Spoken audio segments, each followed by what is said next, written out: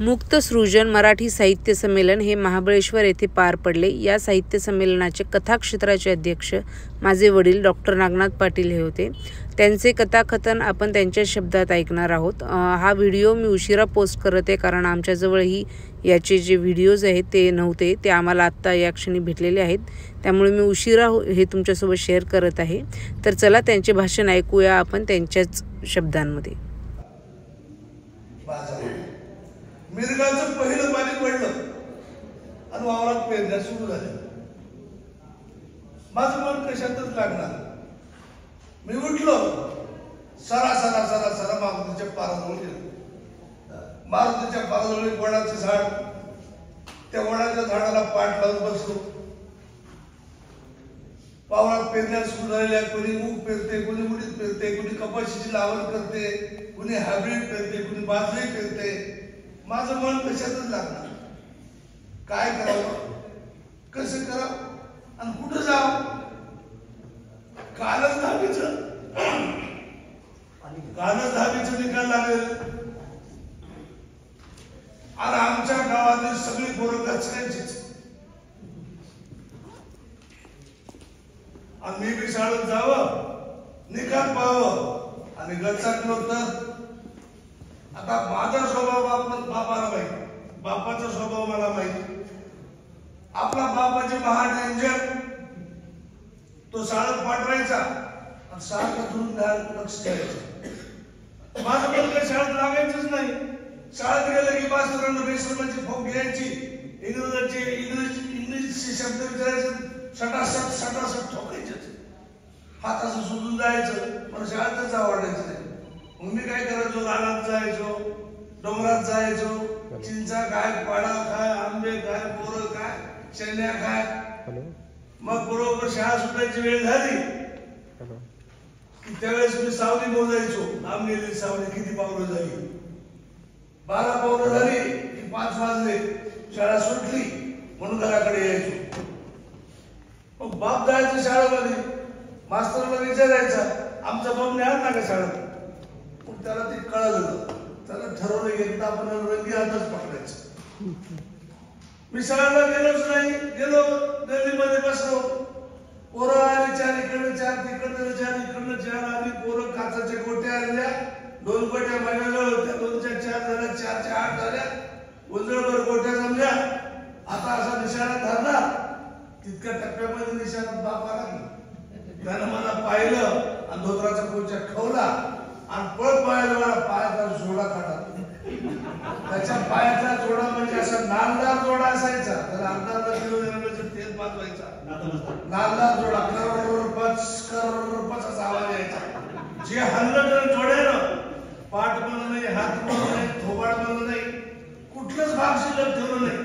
कसं तर त्याच्या कचाट्यातून निसटलो आणि पळायला लागलो। लातूरची घरी आलो, आलेली वावरातून, मला वाटलं आता बापू मारणार नाही। अहो कशाचं मारणार नाही, बाजूला होतं, मसड राखायचं, काठी घेतला, काठीने ओंब्या झडकल्यासारखं झडकायला लागला।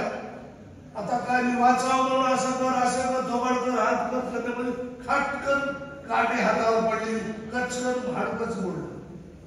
मग मातूची म्हातारी आली, म्हणली यार काय म्हणली, अरे पोरग आहे म्हणली काय, भूत अशी काय म्हणली, जनावर आहे काय, कशाला मारून का म्हणली। दुसऱ्या दिवशी डॉक्टरकडे घेऊन गेला, हाताला पट्टी मारली, बँडेज झालं, 40-45 हजार पट्टी तशीच। मग बाप दूरच बघायचा, पोरग शाळेत जाते की नाही, मग शेतात जायचं, असं तो करायचा। म्हणून मला बापाची सारखी भीती वाटायची, म्हणायचं आपण जर नापास झालो तर काय करत होणार। मग तितक्यामध्ये 4-5 पोरं आली की पळत, अरे म्हणले बाबा तू काय करतो इथं। म्हणलं काय नाही, अरे चल म्हणजे शाळेमध्ये ते निकाल पाहायचंय पण। मग 2-4 पोरांनी आलं, मला धरलं, जरा चोराला पोलिसांनी ओढून द्यावं, तसं मला शाळेत ओढून दिलं। शाळेजवळचा माहोल काय म्हणता, एक झेंड्याचं खांब होतं, त्या झेंड्याच्या खांबावर मास्तर बसलेला, तो आईने डोळ्याला लावलेला। आता पोरांची लाईन लागलेली, एक पोरग येते, चिठ्ठीवर नंबर लिहून देते, मास्तर हातात चिठ्ठी घेते, पेपरात तोड घालते, एकदा इकडून बघते, एकदा इकडून बघते, नापास आहे, फेल आहे, नापास आहे, फेल आहे। आता मी गेलो मनाचं हे करून, मीच मला लोटीत गेलो मास्तराजवळ,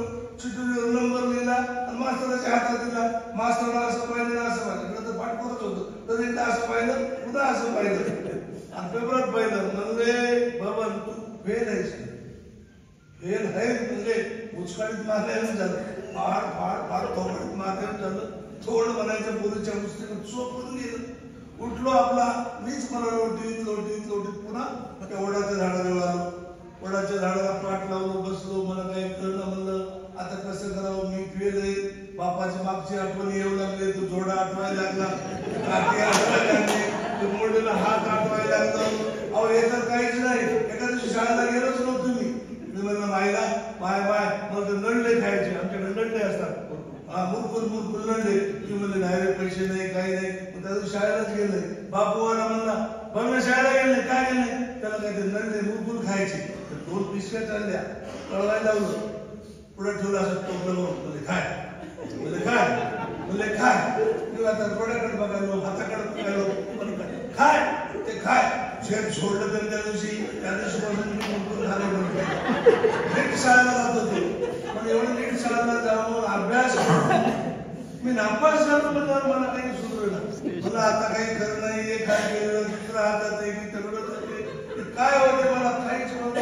सारखी दुखता.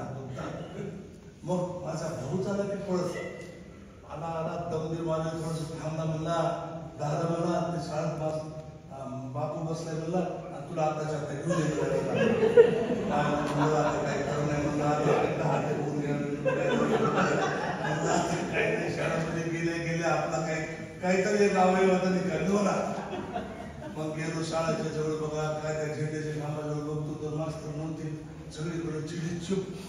तसं काही कर्फ्यूज लागलेलं आहे. मग भावानं ठरवून गेलं त्या दारावर शाळेच्या. बघतो तर काय मध्ये मास्तर, बापू बसलेले, दोघांच्या हातात काचाचे गिलास, त्याच्यामध्ये चहा बनलेला, काळा ढोल चहा. असं चहा प्यायला लागले. सोडून घे पिऊ फर आपल्या बापूच्या पुतळ दिशा त्या पुरा चहा बुडालेल्या. चहा प्यायला गेले. चहामध्ये विषय बुडाल्या. विषयाला चहा पितात, बापू चहा पिते. म्हणलं हे ताजं तवाला चहा पी घेऊन मग नाटकाकडे करायचं. काय करावं मला काहीच कळणार नाही. एकदा बापूच्या जोड्याकडे बघायलो, बापूच्या शेडकडे बघायलो, एकदा चहाकडे बघायलो. सहज मास्तराचं ध्यान माझ्याकडे गेलं. म्हणले गुरुजी म्हणले बाबा अरे ये आधी.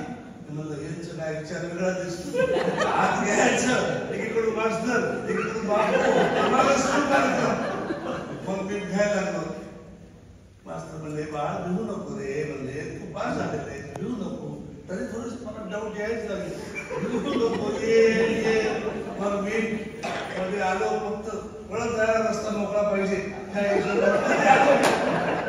मध्ये आलो बघा. मध्ये आल्यावर मास्तर म्हणले बेटा काय झालं म्हणले, तेव्हा मी 3rd क्लासमध्ये बघितलं म्हणजे नंबर.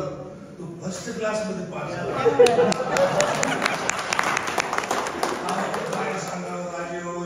जन्मांत असावा तर एकच डोळा मागावं, देवाला दोन्ही डोळे द्यावे. तशी माझी गत झाली. म्हणलं आता एकदा दोन्ही टांगड्या उचलल्या. आज भिराट सुटलो. घरापर्यंत थांबलं नाही. बघ संध्याकाळची वेळ झालेली, झाकड पडलेलं, माय वावरात गेलेली. येताना काट्याचा कुट्याचा भारा जळतं डोक्यावर घेऊन आलेले. आल्या तिने भारा अंगणात टाकला, चुलीचा राख पुडाव करला, चूल पेटलेली, चुलीवर तावा ठेवला. मी म्हणलं मायो काय? म्हणलं मी पास झालो म्हणले. 10वी पास झालो म्हणल्या तिने ते तावा हातात धरला, बिरत फेकून दिला.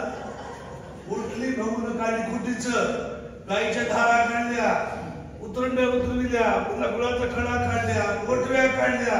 मग काय म्हणतात गोड गोटव्याची खीर खायला. संध्याकाळची वेळ झाली असेल बघा. झाकड पडलेलं, रिमझिम झिम्मा वेळा पाऊस आलेला. अंगणामध्ये बैलांच्या घुंगरमाळांचा घडाळा आवाज आला. बापू आला, दावणीत बैल बांधली, कडबा टाकला बैलेला, वस्त्रीत आला. भिजून चिमू झालेला. उभाटल्या अंगावरची कापड पिळली, चुलीत राखुडा करला, शेकून घेत बसला. माय म्हणून यावं तुम्हाला कळलं काय? कशाच आपला बाबा पास झाला. मग कळलं की मी तयारी दिवशी गेलो बघायला.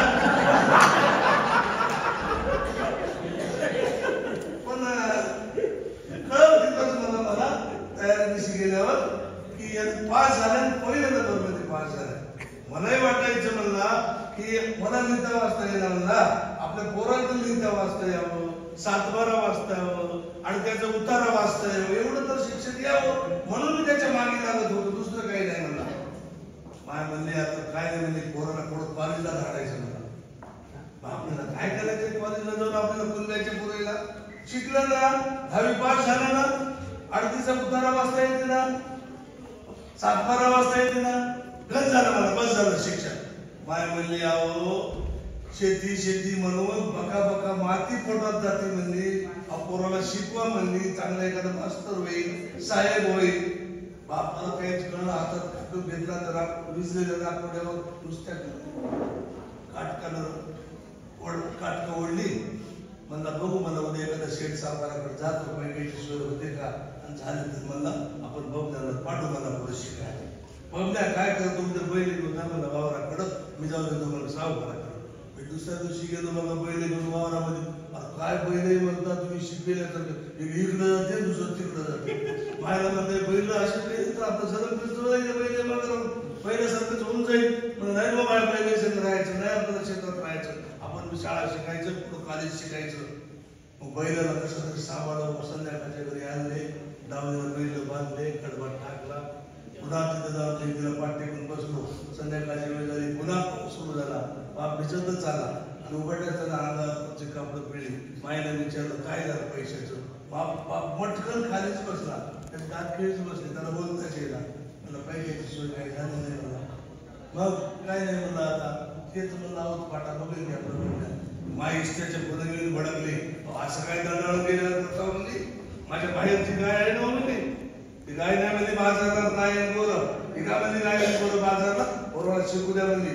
पोरग शिकलं, मोठा साहेब झाला तर गाई गुराला वाडा भरून जाईल म्हणल्यानंतर पहिले पोराला शिकू द्या म्हणली. दुसऱ्या दिवशी पहाट उठलो बघा, आंघोळी बिंगोळी केल्या, माईने आठवडीच्या जोडगा केला, गणपताची डाळ, आंब्याचं खायचं, मग कडव्याचा भारा बाबाच्या डोक्यावर. मग भाऊ उठला, गाईला धुतला बघा. गाय काय म्हणतात पडली खळी दुधासाठी निघाली.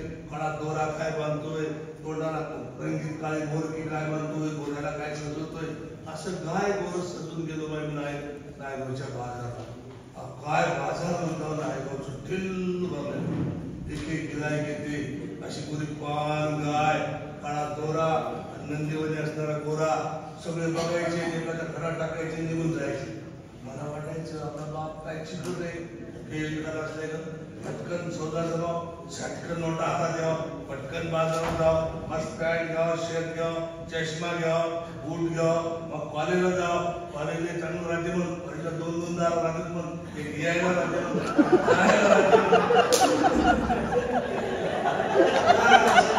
कॉलेज राहते म्हणून, मग असं कॉलेजमध्ये जावं. बरं कॉलेजमध्ये मास्तर शिकला नाही म्हण, आपला म्हणून शिकावं म्हण, मास्तर मारणार नाही म्हण, आपणच शिकावं. अभ्यास बस कॉलेजला नाही म्हणलं, पोरं पोरं सगळे एका ठिकाणीच बसतात म्हणून, लई बसतात म्हणतात कॉलेजमध्ये लई चांगलं आहे. पण भावाला वाटायचं बाजारात असंच कुठून जावं, गाय गोरं इकडे गेले तर काय कागदाचे नोटा हातात येते नाही हो, गाय गोरं इकडून. मग संध्याकाळची वेळ झाली बघा, 2-4 गिऱ्हाईक असे आले, गाईला बघितलं, गाईच्या घालण्यासारखं त्रास बघितले, गाईच्या पोटात इकडून लागले. भावाला काय वाटलंय मला, त्याचं मन म्हणून एक गिऱ्हाईक आलं, नोटाचं जोडून बापाच्या हातात ठेवलं. हे म्हणलं भाऊ हे घ्या द्या गाईला जाऊन.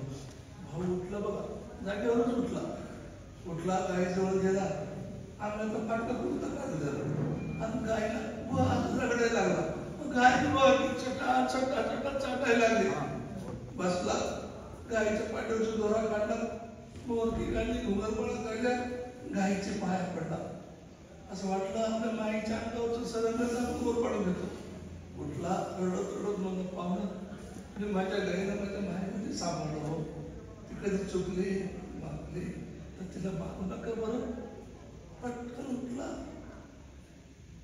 संध्याकाळची वेळ झाली, सगळे एसटीत बसलो, फाट्यावर गाडी थांबली. सगळ्यात पुढे बाप होता, बापाच्या मागं मी होतो, माझ्या मागं भाऊ होता, भावाच्या खांद्याला पिशवी होती, पिशवीमध्ये घुंगराने घागरमळा होत्या. चालताना घडाघून आवाज यायचं. भावाला वाटायचं आपली गाय, आपलं गोरं आपल्या मागं येते म्हणून सारखं परतो व्हायचा पण दोस्तो त्या दिवसापासून गायन गुरु कधीच परत आले ते गायन